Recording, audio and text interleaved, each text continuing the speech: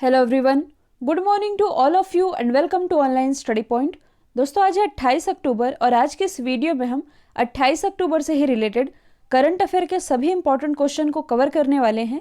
तो वीडियो को लास्ट तक देखिएगा और यदि आप लोगों को इस वीडियो की पीडीएफ चाहिए तो आप हमारा मोबाइल एप्लीकेशन में इंस्टॉल कर सकते हैं। इसमें आप लोगों को डेली क्विज, फ्री पीडीएफ और प्रतिदिन के करंट अफेयर का ऑडियो भी मिल सकेगा। और जो आप लोगों के लिए दिसंबर 2019 से लेकर के अगस्त 2020 तक के करंट अफेयर की क्विज चलाई जा रही है मॉर्निंग में 8 बजे, तो इसके लिए भी आप मोबाइल एप्लीकेशन इंस्टॉल कर सकते हैं। जो भी लोग इस क्विज में अच्छा परफॉर्म करते हैं उनका नाम टेलीग्राम में कुछ ऐसे ही शो किया जाता है।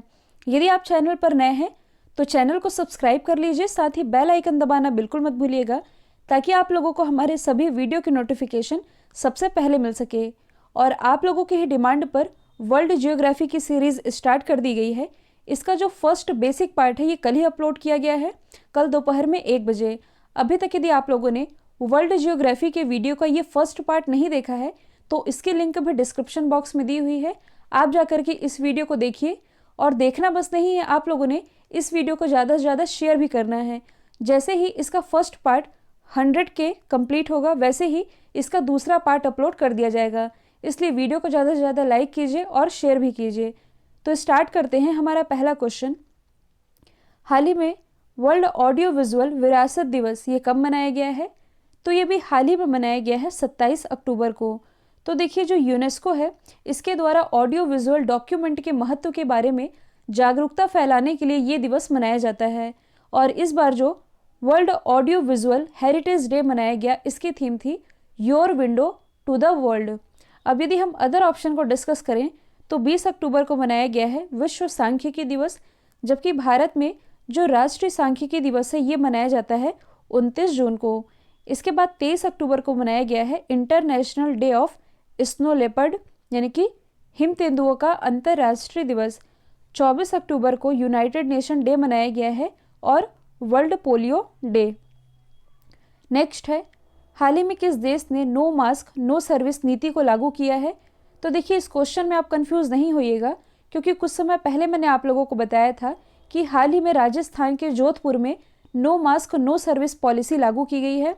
कुछ ऐसी ही नीति अभी हाल ही में लागू कर दी है बांग्लादेश गवर्नमेंट ने।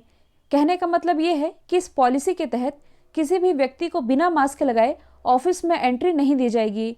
तो कोरोना वायरस के प्रकोप को कंट्रोल करने के लिए ऐसा फैसला किया है बांग्लादेश गवर्नमेंट ने। तो सबसे पहले आप एशिया मैप में देख सकते हैं बांग्लादेश की लोकेशन। इसकी राजधानी है ढाका, करेंसी है टका। यहाँ के जो प्राइम मिनिस्टर है इनका नाम है शेख हसीना। भारत और बांग्लादेश के बीच एक एक्सरसाइज होती है जिसका नाम है संप्रति।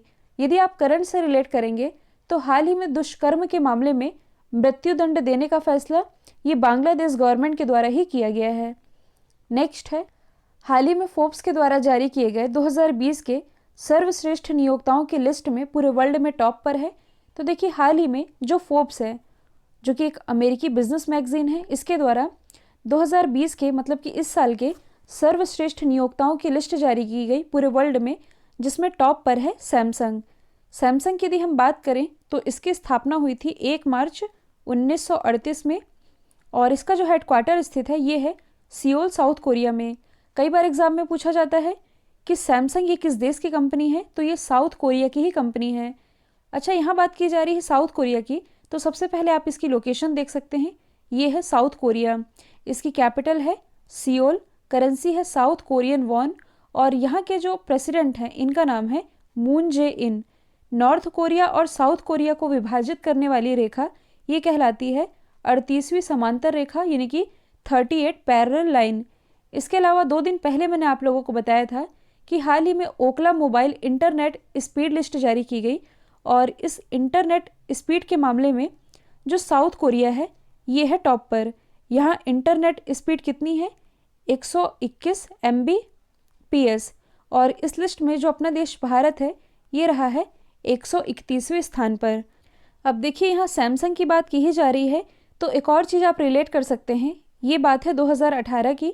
जो सैमसंग है इसने वर्ष 2018 में उत्तर प्रदेश के नोएडा के सेक्टर 81 में विश्व का सबसे बड़ा सैमसंग कारखाना भी स्थापित किया है। तो ये भी आप याद रखेंगे। नेक्स्ट है, निम्नलिखित में से किस निगम ने भारत के सर्वश्रेष्ठ, अब ध्यान दीजिए यहाँ भारत के सर्वश्रेष्ठ नियोक्ताओं की बात की जा रही है, तो इसमें टॉप पर है एनटीपीसी। ध्यान दीजिएगा, पीएसयू यानी कि सार्वजनिक उपक्रमों की लिस्ट में टॉप किया है एनटीपीसी ने, और ये भी लिस्ट जारी की गई है फोर्ब्स के द्वारा। तो सबसे पहले यदि हम बात करें एनटीपीसी यानी कि नेशनल थर्मल पावर कॉरपोरेशन की, तो इसकी स्थापना हुई थी 1975 में, हेडक्वार्टर स्थित है नई दिल्ली में। इसके एमडी और चेयरमैन ये कौन है, तो ये हैं गुरदीप सिंह, जिनका भी हाल ही में कार्यकाल भी बढ़ाया गया है। अब यदि हम अदर ऑप्शन को डिस्कस करें जो कि कहीं ना कहीं करंट से रिलेटेड है, तो हाल ही में जो एचडीएफसी बैंक है ये लगातार 7वीं बार भारत का मोस्ट वैल्यूएबल ब्रांड बना है, यानी कि भारत की सबसे मूल्यवान कंपनी ये बन गई है एचडीएफसी बैंक ही। यदि हम बात करें अडानी ग्रुप की, तो हाल ही में विश्व की नंबर 1 सोलर फर्म कंपनी बन गई है, ये भी भारत में ही है। जबकि यदि हम बात करें रिलायंस इंडस्ट्रीज़ लिमिटेड की, तो देखिए जो रिलायंस इंडस्ट्रीज़ लिमिटेड है ये 12 ट्रिलियन का मार्केट कैप क्रॉस करने वाली भारत की पहली कंपनी बन गई है। नेक्स्ट है, हाल ही में चौथे भारत ऊर्जा मंच का उद्घाटन किसने किया है, यानी कि 4th इंडिया एनर्जी फोरम। इसका उद्घाटन अभी हाल ही में किया गया है प्राइम मिनिस्टर नरेंद्र मोदी जी के द्वारा वीडियो कॉन्फ्रेंसिंग के माध्यम से। तो देखिए हाल ही में क्लीन एनर्जी में निवेश के लिए जो अपना देश भारत है ये दुनिया में एक बेहतर विकल्प बनकर के उभरा है। तो एनर्जी यानी कि ऊर्जा और इससे रिलेटेड योजनाओं को प्राइम मिनिस्टर नरेंद्र मोदी जी के द्वारा इस मंच में संबोधित किया गया है वीडियो कॉन्फ्रेंसिंग के माध्यम से, जिसकी थीम रही थी भारत की ऊर्जा भविष्य की दुनिया में परिवर्तन, यानी कि India's energy future in a world of change. Next है, हाल ही में प्रधानमंत्री स्वनिधि योजना में कौन सा राज्य पहले स्थान पर रहा है। तो सबसे पहले मैं आप लोगों को इस योजना के बारे में बता देती हूँ। इसकी फुल फॉर्म है स्ट्रीट वेंडर आत्मनिर्भर निधि योजना। तो देखिए ये जो योजना है ये बेसिकली स्ट्रीट वेंडर यानी कि रेहड़ी मजदूर, या आप कह सकते हैं जो सड़क के किनारे छोटी छोटी दुकानें लगाते हैं, उन्हें 10,000 रुपये तक की वित्तीय सहायता प्रोवाइड कराने के उद्देश्य से शुरू की गई थी लॉकडाउन के समय, यानी कि जून 2020 में। और एक आध महीने पहले मैंने आप लोगों को बताया था कि इस योजना के क्रियान्वयन में पहले स्थान पर रहा था मध्य प्रदेश। लेकिन यदि हम ओवरऑल बात करें, मतलब कि इस योजना के तहत सबसे ज़्यादा आवेदन भरवाने में, आवेदन को मंजूरी देने में और इस योजना के क्रियान्वयन में, मतलब कि इस योजना के वितरण में ओवरऑल टॉप पर रहा है उत्तर प्रदेश। और इस योजना के तहत सबसे ज़्यादा ऋणों को मंजूरी देकर के उत्तर प्रदेश को ये रैंक मिली है। तो सबसे पहले हम जान लेते हैं उत्तर प्रदेश के बारे में। इसकी राजधानी तो ये है लखनऊ, मुख्यमंत्री हैं योगी आदित्यनाथ, गवर्नर हैं आनंदीबेन पटेल, इलाहाबाद उच्च न्यायालय के मुख्य न्यायाधीश हैं जस्टिस गोविंद माथुर। देखिए भले ही इलाहाबाद का नाम बदल करके प्रयागराज कर दिया गया हो, लेकिन उच्च न्यायालय का नाम अभी भी इलाहाबाद उच्च न्यायालय ही है। यहाँ से लोकसभा सीटें ये आती हैं 80, जो कि सर्वाधिक है। राज्यसभा सीटों की संख्या है कुल 31। यदि आप करंट से रिलेट करेंगे तो हाल ही में भारत की सबसे सुंदर और सबसे बड़ी फिल्म सिटी बनाए जाने की घोषणा उत्तर प्रदेश गवर्नमेंट के द्वारा ही की गई है। साथ ही भारत का पहला गिद्ध संरक्षण और प्रजनन केंद्र ये भी उत्तर प्रदेश में ही स्थापित किया गया है। यदि हम अदर ऑप्शन को डिस्कस करें तो जो तमिलनाडु है ये गुड गवर्नेंस इंडेक्स में पहले स्थान पर रहा है। Himachal Pradesh new education policy को लागू करने के मामले में पहले स्थान पर रहा है। जबकि जो आंध्र प्रदेश है, हाल ही में जो डूइंग बिजनेस रैंकिंग जारी की गई थी इसे टॉप किया था आंध्र प्रदेश ने ही। नेक्स्ट है, हाल ही में गिनी के नए प्रेसिडेंट ये कौन बने हैं, तो ये भी हाल ही में बन गए हैं अल्फा कोंडे। तो सबसे पहले आप वर्ल्ड मैप में देख सकते हैं गिनी की लोकेशन ये स्थित है अफ्रीका महाद्वीप में। देखिए जो अफ्रीका महाद्वीप है ये जनसंख्या और क्षेत्रफल दोनों की ही दृष्टि से विश्व का दूसरा सबसे बड़ा महाद्वीप है। और ये एकमात्र ऐसा महाद्वीप है जिससे कि कर्क रेखा, मकर रेखा और विषुवत रेखा ये तीनों ही गुजर रही हैं। तो अब हम गिनी को थोड़ा जूम करके देख सकते हैं। ये है गिनी। गिनी की कैपिटल क्या है, तो ये है कोनाक्री, करेंसी है गिनियन फ्रैंक। और इसी के नए प्रेसिडेंट बन गए हैं अल्फा कोंडे। अब यहाँ न्यूली अपॉइंटेड प्रेसिडेंट की बात की जा रही है, तो आप अदर ऑप्शन को रिलेट कर सकते हैं।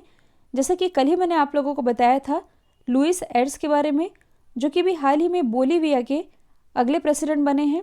वेवल रामकलावन जो कि भारतीय मूल के हैं, ये भी हाल ही में सेशल्स के नए राष्ट्रपति बने हैं। जबकि चंद्रिका प्रसाद संतोखी, ये भी भारतीय मूल के हैं, ये भी हाल ही में सूरीनाम के नए राष्ट्रपति बनाए गए हैं। नेक्स्ट है, भारत की मदद द्वारा स्थापित मांगदेक्षु जल विद्युत परियोजना ये किस देश में बनाई गई है? तो देखिए, ये जो मांगदेक्षु जल विद्युत परियोजना है, ये भारत की मदद से बनाई गई है। और किस देश में बनाई गई है? तो ये बनाई गई है भूटान में। अब सवाल ये बनता है कि चर्चे में क्यों रही है? तो देखिए, ये जो मांगदेक्षु जल विद्युत परियोजना है, इसे अभी हाल ही में ब्रिटेन के एक शीर्ष इंजीनियरिंग निकाय जिसका नाम है इंस्टीट्यूट ऑफ सिविल इंजीनियर, इसके द्वारा सिविल इंजीनियरिंग में उत्कृष्टता के लिए ब्रुनेल मेडल 2020 से सम्मानित किया गया है। तो सबसे पहले आप मैप में देख सकते हैं भूटान की लोकेशन, इसकी कैपिटल तो ये है थिम्पू, करेंसी है नगुलतरम, और यहाँ के जो प्राइम मिनिस्टर हैं ये है लोताय शेरिंग। अब देखिए, यहाँ बात की जा रही है इंटरनेशनल रिलेशन वाले क्वेश्चन की, तो आप अदर ऑप्शन को रिलेट कर सकते हैं, जैसे कि भारत और नेपाल के बीच एशिया की पहली तेल कॉरिडोर स्थापित की गई है। कहाँ से कहाँ तक? मोतीहारी से लेकर के नेपाल के अमलेखगंज तक। इसके बाद यदि हम बात करें म्यांमार की, तो हाल ही में जो अपना देश भारत है, ये म्यांमार को INS सिंधुवीर सौंप रहा है, जिसके बाद से ये जो INS सिंधुवीर है, ये म्यांमार नेवी की पहली पनडुब्बी बन जाएगी। यदि हम बात करें ईरान की, तो हाल ही में चर्चे में रही चार बहार परियोजना के बारे में आप लोगों ने सुना होगा। ये भारत और ईरान के बीच की ही परियोजना है। नेक्स्ट है, हाल ही में ICICI बैंक ने किस देश में अपना परिचालन बंद कर दिया है? मतलब कि अपनी सर्विस किस देश में बंद की है? तो ये बंद कर दी है श्रीलंका में। तो सबसे पहले हम जानेंगे ICICI बैंक के बारे में। इसकी स्थापना हुई थी 1994 में, हेडक्वार्टर स्थित है मुंबई महाराष्ट्र में। इसके MD और CEO तो ये हैं संदीप बख्शी। अब इसने अपनी सर्विस बंद की है श्रीलंका में, तो आप मैप में देख सकते हैं, ये है श्रीलंका की लोकेशन। इसकी कैपिटल तो कॉमर्शियल कैपिटल है कोलंबो, और इसी कोलंबो में दक्षिण एशिया का सबसे ऊंचा टावर स्थापित किया गया है जिसका नाम है लोटस टावर। एग्जीक्यूटिव कैपिटल है जयवर्धनेपुरम पोट्टे। यहाँ के प्राइम मिनिस्टर कौन है? तो ये हैं महिंद्रा राजपक्षे, जबकि प्रेसिडेंट हैं गोटबाया राजपक्षे, और ये दोनों ही भाई भाई हैं। देखिए, मैंने आप लोगों को बताया भी है कि दो कंट्रीज़ हैं जिन्होंने 2019 में अंतरिक्ष की दुनिया में कदम रखा है। एक तो है श्रीलंका, दूसरी कंट्री है नेपाल। तो श्रीलंका का जो पहला सैटेलाइट है, इसका नाम क्या है? रावण-1।